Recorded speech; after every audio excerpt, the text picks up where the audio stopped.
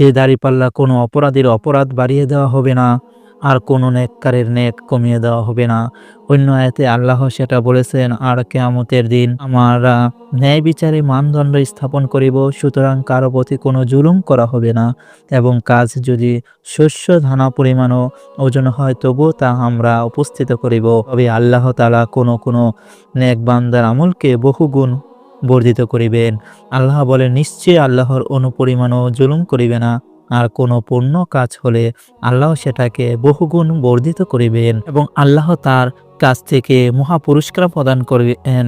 নিসা অনুরূপভাবে হাদিসে কিতাবসমূহ নাম বিখ্যাত হাদিসে এতে বলা হয়েছে, সেই দিন যে ভালো মন্দ কাজকর্মের ওজন হবে তা সত্য সঠিকভাবেই হবে, এতে কোনোরূপ সন্দেহের অবকাশ নেই। সেখানে ইঙ্গিত করা হয়েছে যে এতে মানুষ ধোঁকায় পড়িতে পারিবে। যে সব বস্তু ভারী সেগুলোর ওজনও পরিমাণ হতে পারে। মানুষের ভালো মন্দ কাজকর্ম কোনো জড় পদার্থ নয় যে এগুলো ওজন করা যেতে পারে।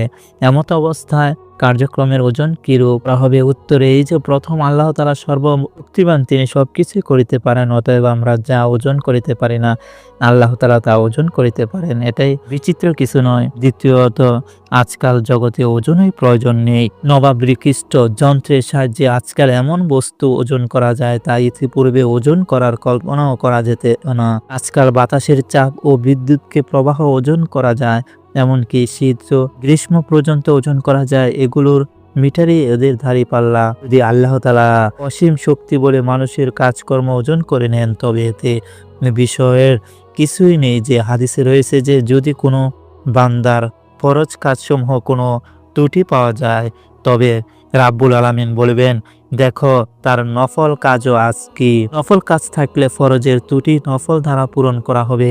আমলের ওজন পদ্ধতি। রাসূলুল্লাহ সাল্লাল্লাহু আলাইহি সাল্লাম বলেছেন, কিয়ামতের দিন কিছু মোটা লোক আসিবে, তাদের মূল্য আল্লাহর কাছে মশার পাখার সামনে হবে না। এ কথায় সমর্থন কুরআনুল কারিমে আয়াতে পাঠ করেন, কিয়ামতের দিন আমি তাদের কোনো ওজন স্থির করিব না। আব্দুল্লাহ ইবনে মাসউদ রাদিয়াল্লাহু প্রশংসা বর্ণিত এক হাদিসে রাসূলুল্লাহ সাল্লাল্লাহু আলাইহি সাল্লাম বলেন, তার পা দুটি ব্যবহৃত যতই সরু হোক আর যাতে আমার প্রাণ সেই সত্তার কসম, কিয়ামতের দাঁড়িপাল্লা তার ওজন উহুদ পর্বতের চাইতে বেশি হবে। রাসূলুল্লাহ সাল্লাল্লাহু আলাইহি সাল্লাম আরো বলেন, রাসূলুল্লাহ সাল্লাল্লাহু আলাইহি সাল্লাম আরো বলেন, সুবহানাল্লাহ বললে আমলের দাঁড়িপাল্লা অর্ধেক ভরে যায়, আর আলহামদুলিল্লাহ বলে বাকি অর্ধেক পূর্ণ হয়ে যায়। রাসূলুল্লাহ সাল্লাল্লাহু আলাইহি সাল্লাম বলেন, আমলের ওজন বেলার কোনো আমলেই সচ্চরিত্র সমান ভারী হবে না। অন্যত্র রাসূলুল্লাহ সাল্লাল্লাহু আলাইহি সাল্লাম বলেন, যে ব্যক্তি জানাজার সাথে কবরস্থান পর্যন্ত যায় তার আমলে ওজনে দুটি কেরাত রেখে দেওয়া হবে। অন্য এক বর্ণনায় এসেছে, এই কিয়ামতের ওজন হবে উহুদ পাহাড়ের সমান। কিয়ামতের আমলের ওজন সম্পর্কে এই ধরনের বহু হাদিসে রয়েছে। মানুষের জীবনের সমগ্র কার্যাবলী দুটি অংশ বিভক্ত হবে, একটি ইতিবাচক এবং সৎ কাজ এবং অন্যটি নৈতিবাচক এবং অসৎ কাজ। ইতিবাচক অংশের অন্তর্ভুক্ত হবে অসত্যকে জানা ও মেনে নেওয়া এবং সত্যের অনুসরণ করে সত্যের খাতিরে কাজ করা। আখিরাতের এই হবে ওজনধার বাড়িও মূল্যবান, আর সে মূল্যবান কাজের ফলাফল মূল্যবানই হবে। এই আয়াতটা উল্লেখ না হলে কি অন্য আয়াতে সেটা বর্ণিত হয়েছে। আল্লাহ বলেছেন, অতঃপর যার পাল্লাসমূহ ভারী হবে সে তা থাকিবে সন্তোষজনক জীবন। অন্যদিকে সত্য থেকে গাফিল হয়ে অথবা সত্য থেকে বিচ্ছিত হয়ে মানুষ নিজের নফসবৃত্তি বা অন্য মানুষের ও শয়তানের অনুসরণ করে সত্য পথে বা কিছু করে, তা সবই নৈতিবাচক অংশ স্থানে লাভ করিবে। আর সেই নৈতিবাচক অংশটি কেবল যে মূল্যহীন হবে তাই নয়, এবং এটি মানুষের নৈতিবাচক অংশের মর্যাদাও কমিয়ে দিবে। কাজেই মানুষের জীবনে সমুদয় কার্যাবলীর ভালো অংশ যদি তার মন্দ অংশের উপর বিজয় লাভ করে এবং ক্ষতিপূরণ হিসাবে অনেক কিছুই দেবার পরও তার হিসাব কিছুই না কিছু অবশিষ্ট থাকে, তবেই কি আখিরাত তার সাফল্য লাভ করা সম্ভব। আর যাদের পাল্লা হালকা হবে তারাই হবে সেই সব লোক যারা নিজেদেরকে ক্ষতিগ্রস্ত করেছে, কারণ তারা আমার আয়াতসমূহের প্রতি জুলুম করত। যাদের পাল্লা হালকা হবে তারা হলো যারা নিজেদের ক্ষতিগ্রস্ত করেছে, কারণ তারা আমাদের নির্দেশনাসমূহ প্রত্যাখ্যান করেছিল। আর যাদের পাল্লা হালকা হবে তারাই হবে সেই সব লোক যারা নিজেদের ধ্বংস ও ক্ষতি নিজেরাই করেছে, কেননা তারা আমার নির্দেশনাসমূহ প্রত্যাখ্যান করিত। এখানে ক্ষতি বলতে কি তা বলা হয়েছে, অন্য আয়াতে সেটা স্পষ্ট করে দেওয়া হয়েছে। আল্লাহ বলেন, আর যার পাল্লাসমূহ হালকা হবে তার স্থান হবে জিয়া, আর আপনাকে কিসে জানাবে সেটা কি অত্যন্ত উত্তপ্ত আগুন। আরো বলেন, আর যাদের পাল্লা হালকা হবে তারাই নিজেদের ক্ষতি করেছে, তারা জাহান্নামের স্থায়ী হবে, আগুন তাদের মুখমণ্ডল দগ্ধ করিবে এবং তারা সেখানে থাকিবে। আর যাদের ওজন হালকা হবে তারাই নিজেদের ক্ষতি করেছে, যেহেতু তারা আমার নির্দেশনাবলীকে প্রত্যাখ্যান করেছে। এই আয়াতসমূহকে আমলসমূহ ওজন করার বিষয়ে বর্ণনা করা হয়েছে, আর এটাই হবে কিয়ামতের দিন। কোরআনে কারিমের বিভিন্ন স্থানে এবং বহু হাদিসে এই কথা আলোচিত হয়েছে। আর অর্থ হলো ওজন করার যন্ত্র দাঁড়িপাল্লা দ্বারা আমলসমূহ ওজন করা হবে। সুতরাং যার নেকের পাল্লা ভারী হবে সে সফল কাম্য হবে, আর যার পাপের পাল্লা ভারী হবে সে হবে সফল। কিন্তু আমলসমূহ তো বিব্রত শরীর বস্তু, যার বাহিক কোনো আকার ও ওজন নেই, অতএব তা কিভাবে ওজন করা হবে এ ব্যাপারে একটি মত হলো মহান আল্লাহ কিয়ামতের দিন সেগুলোকে বাহ্যিক রূপে দান করিবেন, অতঃপর সেগুলোর ওজন হবে। দ্বিতীয় মত হলো যে দপ্তর ও খাতাসমূহ আমলসমূহ লিপ্তবদ্ধ করা হয় সেগুলো ওজন করা হবে। তৃতীয় মত হলো আমলকারীকে ওজন করা হবে। এই তিনটি মতই পোষণকারীদের কাছে মতের সমর্থনের অনেক সহিহ হাদিস ও আশার আবেদের উক্তিসমূহ বিদ্যমান রয়েছে। এই জন্যই ইমাম ইবনে কাসির বলেছেন, তিনটি মতই সঠিক হতে পারে কখনই আমল নামা এবং কখনোই আমলকারী ওজন করা হবে। দলিলের জন্য তাফসীর ইবনে কাসির, যাই হোক দাঁড়িপাল্লা ও আমল ওজন করার ব্যাপারটা কোরআন ও হাদিস দ্বারা প্রমাণিত। এটা অস্বীকার অথবা তার অপব্যাখ্যা করা আর অবর্তমানে তো এটাই অস্বীকার করার মধ্যে কোনো অবকাশ নেই, কেননা এখন তো ওজন হয় না এমন জিনিস ওজন করা হয়। আর কিয়ামতের দিন আমি ন্যায় বিচারে মানদণ্ড স্থাপন করিব, সুতরাং কারো প্রতি কোনো অবিচার করিব না। কারো কর্ম যদি দানা পরিমাণও হয় আমি তা হাজির করিব, আর সেই হিসাবে গ্রহণকারী রূপে আমি যথেষ্টই। আর কিয়ামতের দিবসে আমি সুবিচার মানদণ্ড স্থাপন করিব, অতঃপর কারো প্রতি এতটুকু অন্যায় করিব না। সরিষার ধানা পরিমাণ হলো তা আমি হাজির করিব, এইসব গ্রহণীয় যথেষ্ট। এবং কিয়ামতের দিবসে আমি স্থাপন করিব ন্যায় বিচার মানদণ্ড, সুতরাং কারো প্রতি কোনো অবিচার করা হবে না, এবং কাজ যদি সরিষার ধানা পরিমাণ ওজনে হয় তাও আমি স্থাপিত করিব, গ্রহণকারী রূপে আমি যথেষ্ট। আর কিয়ামতের দিন আমরা ন্যায় বিচার ও পাল্লা সময় স্থাপন করিব, সুতরাং কারো প্রতি কোনো জুলুম করা হবে না, এবং কাজ যদি শস্য দানা পরিমাণ ওজনে হয় তবু তা আমরা উপস্থিত করিব, আর সে হিসাবে গ্রহণকারী রূপে আমরা যথেষ্ট। লক্ষণীয় যে এখানে শব্দটি বহুবচন অর্থ ওজনের যন্ত্র তথা দাঁড়িপাল্লা, আয়াতে অর্থ দাঁড়িপাল্লার সময় স্থাপন করা হবে। এখন প্রশ্ন হলো মানদণ্ড কি একটি না বহু? এখানে আয়াতে বহুবচন বহুবার করা হয়ে দেখো। কোন তাফসীরবিদ বলেন যে আমল ওজন করার জন্য অনেকগুলো দাঁড়িপাল্লা স্থাপন করা হবে, আমলের শ্রেণী অনুসারে অনেকে দাঁড়িপাল্লা স্থাপন করা হবে, অথবা প্রত্যেকের জন্য ভিন্ন ভিন্ন দাঁড়িপাল্লা হবে। আবার সেটাও হতে পারে যে একই মিজানকে বহু হিসাবে দেখানো হয়েছে, কিন্তু অধিকাংশ আমলগণের মতে দাঁড়িপাল্লা একটি হবে, যার থাকিবে দুটি পাল্লা, যে দুটি পাল্লা সবাই দেখিতে পাবে, অনুভব করতে পারবে। তবে কি বহুবচন বক্তা করার কারণ হয়তো এটাই যে মিজানের পাল্লাতে যেমনই ভাবে বান্দার আমল নামা ওজন করা হবে তেমনি ভাবে বান্দার আমলকে সরাসরি ওজন করা হবে, এমনকি বান্দাকে ওজন করা হবে সে হিসাবে বহু বচন ব্যবহার করা হয়েছে। বান্দার আমল নামা ওজন করা হবে তার প্রমাণ হাদিসে এসেছে। রাসূলুল্লাহ সাল্লাল্লাহু আলাইহি সাল্লাম বলেছেন, আল্লাহ আমার উম্মতের মধ্যে এক লোকের কিয়ামতের দিন সমস্ত সৃষ্টির সামনে পৃথক করে একান্ত ডেকে তার জন্য 99টি দপ্তর বের করবেন, যার প্রত্যেকটি চোখ যতদূর যায় তত লম্বা হবে। তারপর তাকে বলবে, তুমি কি এগুলো অস্বীকার করো? আমার রক্ষণাবেক্ষণকারী লেখক ফেরেশতাগণ কি তোমার উপর অত্যাচার করেছে? সে বলবে, না হে প্রভু। তারপর আল্লাহ বলবে, তোমার কি কোনো উজর বা সৎকর্ম আছে? লোকটি তখন স্তম্ভ হয়ে গিয়ে বলবে, না হে প্রভু। তখন আল্লাহ বলিবেন, অবশ্যই তোমার একটি সৎকর্ম আছে, তোমার উপর আজ কোনো জুলুম করা হবে না।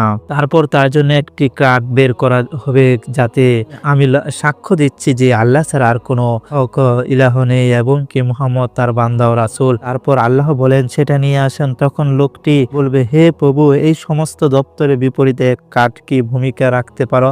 তখন আল্লাহ বলবেন, তোমার উপর জুলুম করা হবে না। রাসূলুল্লাহ সাল্লাল্লাহু আলাইহি সাল্লাম বলেন, তারপর সে সমস্ত দপ্তর এক পাল্লায় এক কার্ড কাঠটি আরেক পাল্লায় রাখা হবে।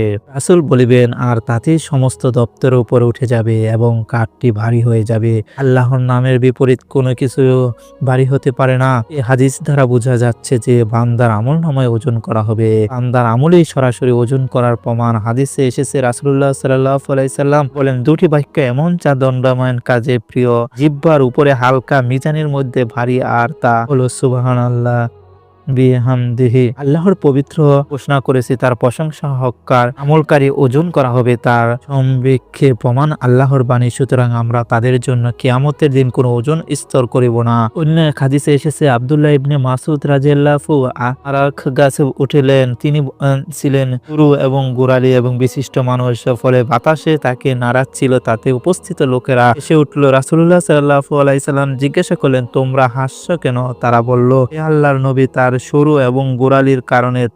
তখন রাসূলুল্লাহ সাল্লাল্লাহু আলাইহি সাল্লাম বলেন, যার হাতে আমার প্রাণ, তার শপথ করে বলেছি, এই দুটি মিজানের উপর উহুদ পাহাড়ের চেয়েও বেশি ভারী কিয়ামতের দিবস আমি স্থাপন করিব ন্যায় বিচারের দাঁড়িপাল্লা সমূহ। সুতরাং কারো প্রতি কোনো অবিচার করা হবে না। কর্ম যদি সরিষার দানা পরিমাণ ওজন হয়, তবু তা আমি উপস্থিত করিব, আর হিসাব গ্রহণকারী রূপে আমি যথেষ্ট।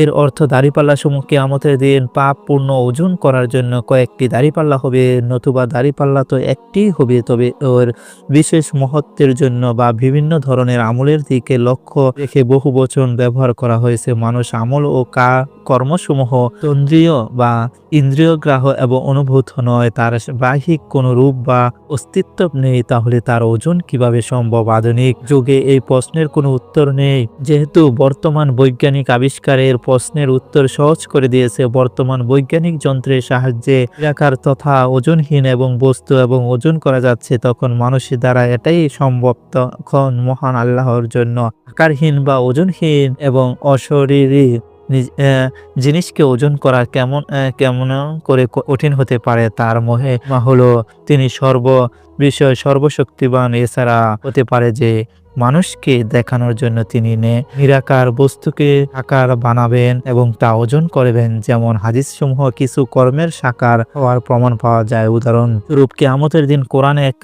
ফ্যাকাশে বর্ণের পুরুষের বেশ কোরআন তেলাওয়াতকারীর সামনে উপস্থিত হবে। সে জিজ্ঞাসা করবে, তুমি কে? সে বলবে, আমি কোরআন, যা তুমি রাত্রি জাগরণ করে পাঠ করিতে, দিনে পিপাসার্থ অবস্থায় পাঠ করিতে।